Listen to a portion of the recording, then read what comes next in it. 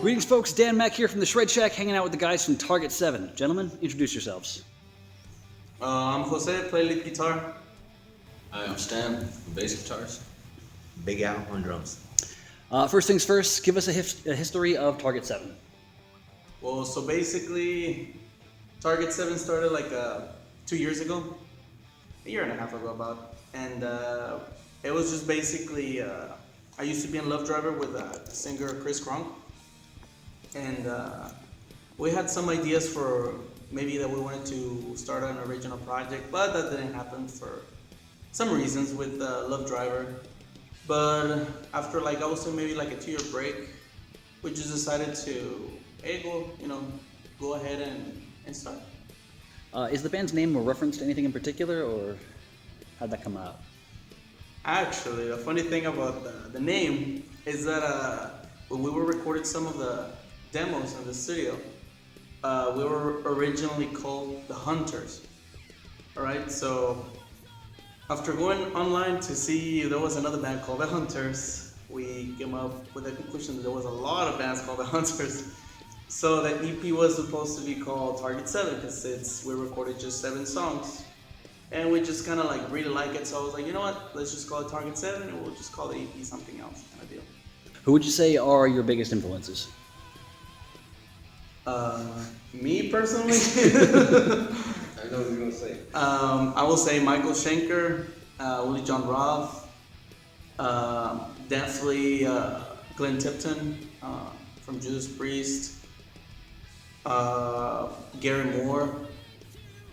Oh man, there's just a crap ton of them.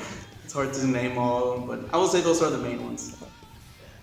Me as a bass player would be people like Cliff Burton, John Entwistle, Billy Sheehan, Ricky Sarzo, those types of people. Me, it's a little different because I come from a band family type.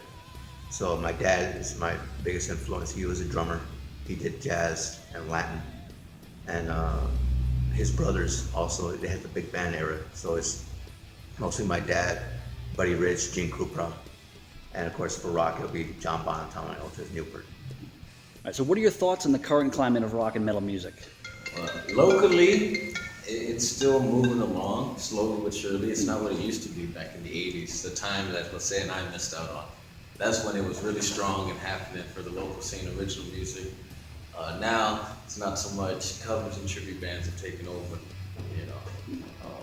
But we want to change that. We want to be the old school style of rock and roll that sounds like the old school style of rock and roll, has the attitude, the performance, and bring that back to people. Yeah, I guess there's just a lot of, well, me personally, when I came to San Antonio and pretty much got into the music scene, that was basically all there was, just a lot of tribute bands, a lot of cover bands. And I mean, I love playing covers and everything, who doesn't, but, you know, there's gotta be some original music too, you know, definitely. Of course, back in the 80s, I was playing during that time. Of course, the hair bands were around, a lot of the leads and all that kind of stuff. And of course, when Grudge came around, the leads started disappearing. It was less and less of the type of leads that were going on, that type of heavy metal, because it was taking like going in a different area. But now it's starting to come back, which because apparently when I would go out of state, it was mostly original music, and it was taken up because always around in Texas, especially San Antonio, they were calling it the heavy metal capital or something like that because it mostly stayed in the 80 type era in heavy metal. A lot of those big, like the Priest and Saxon would always come back because they know that's where they would pack it in. But as for like outside of state, like New York or in California, it was really going forward more in time and this and that. But I'm glad that the lead guitar is starting to come back. The phase of heavy metal is starting to come back now, and it's really started affecting, especially the younger generation. They're really starting to get, especially ones that are teenagers and early 20s. Their influences are now from the bands from the 80s. So that's what's good about it. How do you guys feel about the rise of digital music services and the changes in the way that people get their music? It sucks. It just plain sucks, man. I mean, I'm really old school. I still collect vinyls. You know, not just because of, I guess, the quality of the audio, but you know, I guess it's a really cool souvenir, you know, to have, and also maybe, you know, having the idea that you're still probably helping the artist, you know, that created that. I think that's very important. I think, you know, music requires a lot of talent to do and love, you know. So I really believe that, you know, you as a listener, you know, you should, you know, give the musician a little bit back of what he gives you, you know. Yeah, I gotta agree with them. Albums are so cool, you know, the way they interacted, covers, the way everything. It was an interaction between the artist and the listener on a whole different level. It wasn't just the audio, it's a visual, you know. And not only that, if your buddy bought the album, all right, they'll all go to his house and listen to it. Now, if somebody gets a CD or the MP3, yeah, man, I'll send it to you and email it. And everyone's got it, so Or YouTube it or whatever. one album instead of 10, you know, like back in the day. So it's good and bad. It's, you know, people copy it. Music should be free. You know, you can't, a creation that's going to better the world shouldn't be at a cost, but everyone's got to stay alive. So like you said, it's good, you know, for that album sense to be able to, hey, if I want to listen to it, I'm going to support the band and buy it, not just copy it from my friend down the street, you know?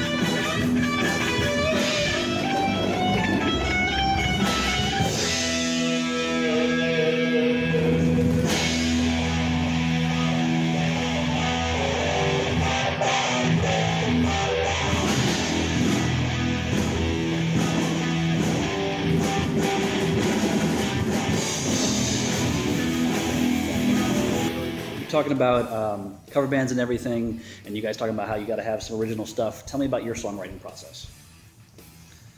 Well, so far, I guess it's kind of a give and take between, you know, like us, the music part and the lyrical part, because, you know, they kind of has to go together.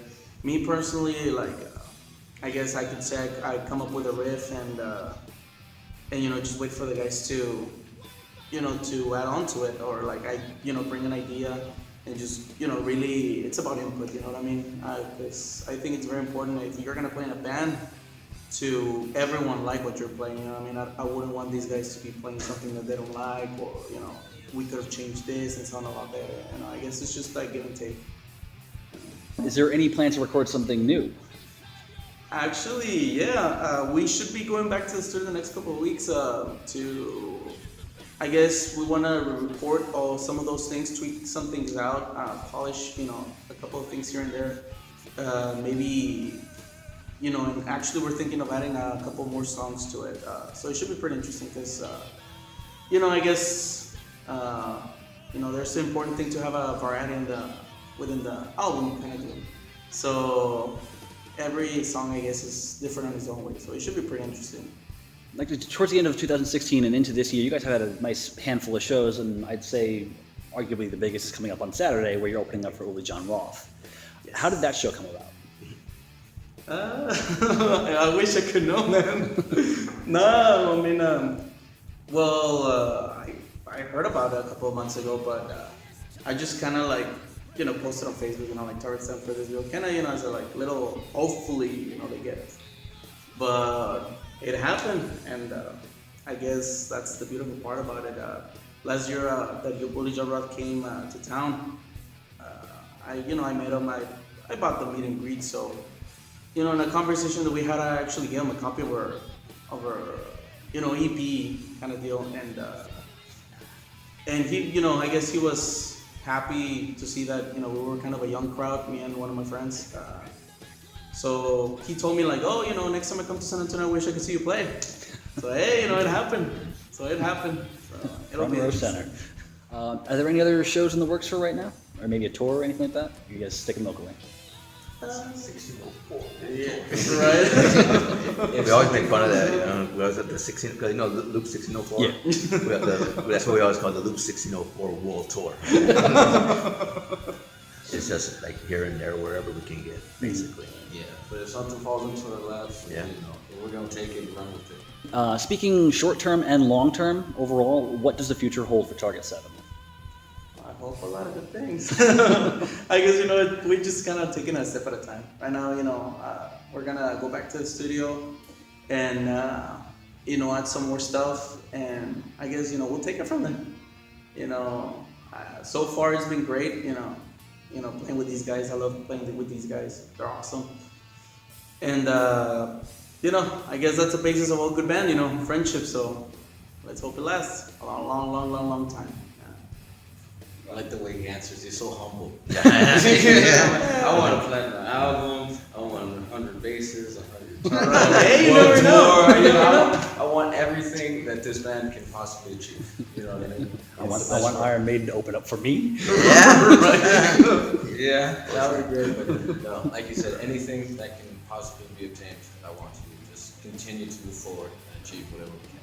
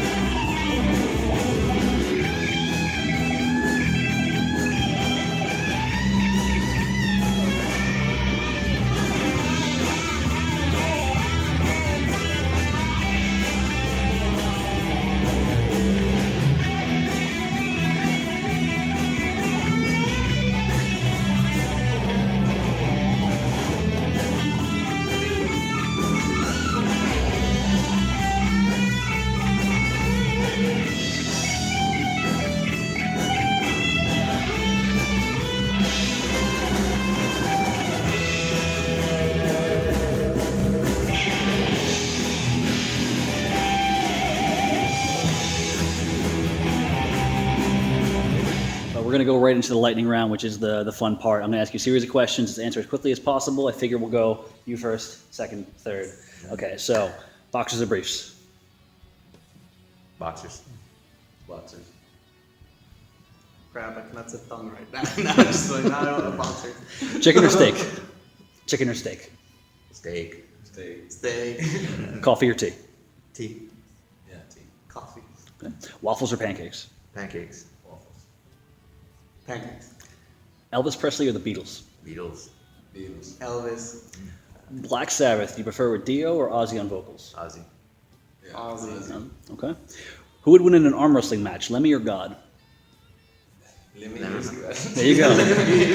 That's with 2 arms. Trick question, Lemmy is God. Yes.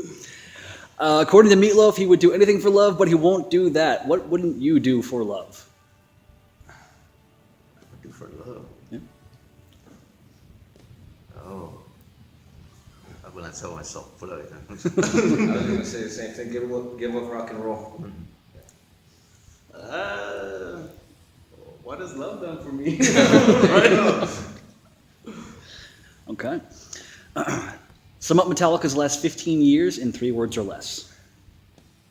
That they've done for the last Yeah, it's like basically like just before Saint Anger came out to now. 3 words or less of how they are now. Yeah. Not good. Keeping it alive. No, that's 5 words. Damn. I will say really crap. Okay. If your band were stranded on a desert island, which member would be eaten first? Chris. Yeah, Chris.